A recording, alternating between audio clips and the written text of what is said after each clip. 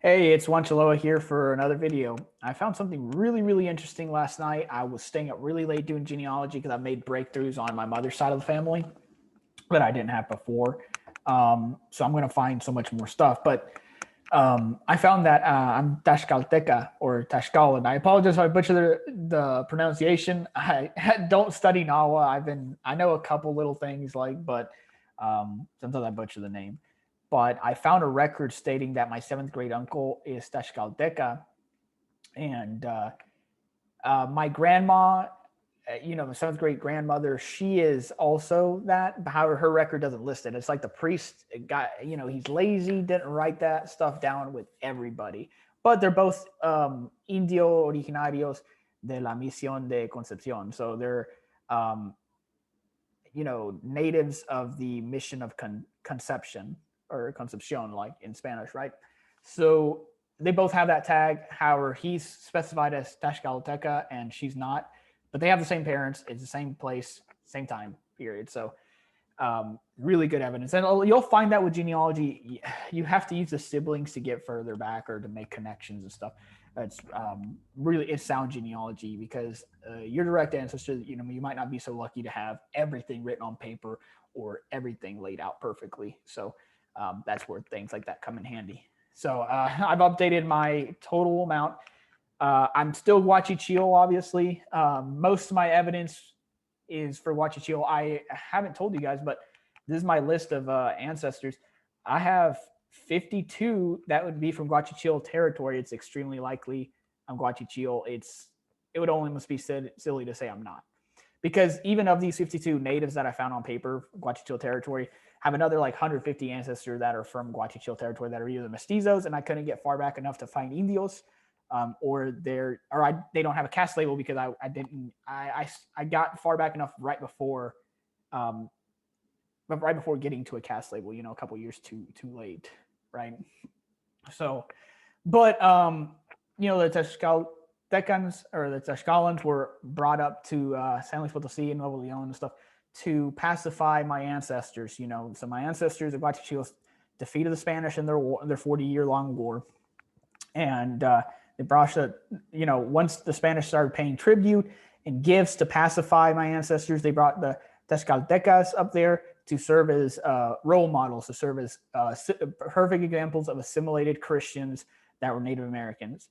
And I always figured, like, obviously there was mixing, and I know in some areas the Guachichils and the Tlaxcaltecas didn't want to mix, but in others they did. I always figured I would have Tlaxcalteca ancestry as well too. It'd be kind of hard not to have that either. But I never wanted to say, oh, I'm Tlaxcalteca as well, unless I had concrete proof for that as well.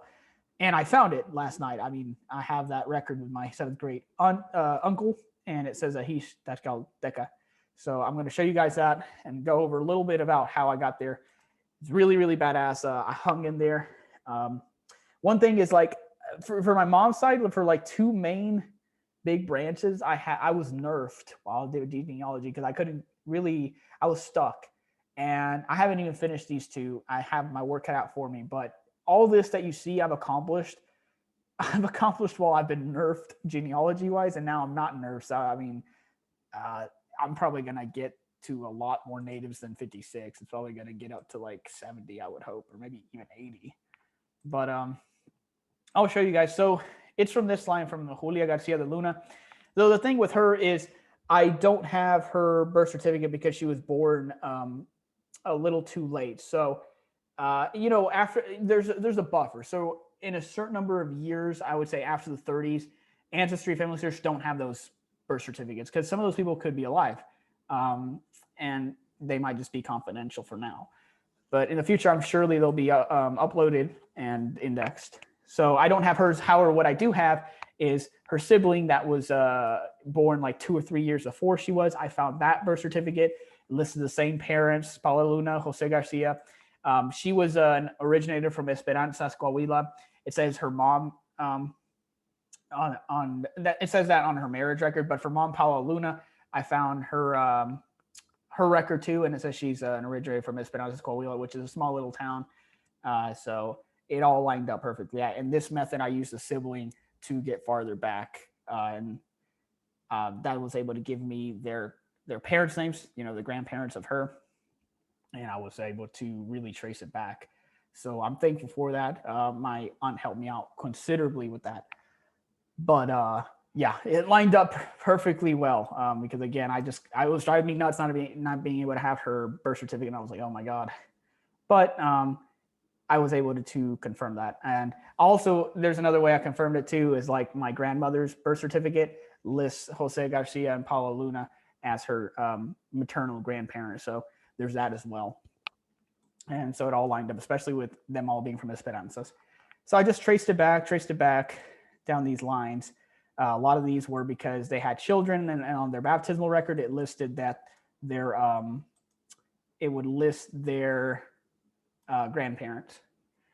So that helped me cheat a little bit. If there wasn't marriage records for every single one of them, well, the birth, the baptismal records of their kids would list their parents, and then I was able to just keep on tracing back. And through some sound genealogy I got to hear, this is why I have this symbol. So I'll show you guys this is my 7th great grandmother. Yeah, of course. So she's Tlaxcalan, but again, in her record, it doesn't say that she is, which is funny. Look, she was marriage date 1797 in San Mateo, Montemorelos, right? Juan Esteban Suarez and Maria Ramona Conde. That's the last name. They didn't index that part. Let's see, Conde right here. So it says right here, she is an Yndio Originaria y vecina de este valle en la Mision de Concepsion. So she is a Native American originator from this region, from this valley, for the Mission of Conception. Legitimate daughter of Juan Esteban Suarez and Maria Ramona Conde, right? So right here, it doesn't say she's Tlaxcalteca, but her brother is. So she's going to be as well, because the parents, they have the same parents, same region, same place, probably the same priest, just a number of years later. So that's how I was able to find it. So her brother, the one that is listed as Jose Victoriano Suarez, and I already have his stuff pulled up here. His name is Jose Victoriano Suarez, and it says Yndio Tlaxcalteca. So he is a Tlaxcalan Native American, and says he's an originator and a neighbor to the Mission of Concepcion, which I stated for my grandmother there. And let's see, son of Jose Esteban Suarez and Maria Ramona Conde. So it's a sibling to her, Tlaxcalteca. So that's how I found out that I have Tlaxcalteca ancestry, which is really cool because as you could tell in my previous videos, I'm a huge fan. I have a Macawit, I have an Ishkapili. So I always had a fascination for them, and I love those weapons, Mesoamerican technology. So I figured it's like, yeah, I have some blood with that too, because again, they were brought up to the areas where the Guachichiles were, and they were. So both Guachichil and Tlaxcalteca, but have way more, I would say, evidence in terms of sheer bulk for being Guachichil, and that's the side I embrace more, though I do honor this newly discovered Tlaxcalteca side. I'm proud of that, to have that. This is really a treasure, dude, because it's so rare to find any record that will outright state a tribe. As you can see, even for his sister, the priest didn't state the tribe. They wouldn't state it in every case. It's just weird that they wouldn't. A lot of times you're just going to run into them and it just says Indio. That's it.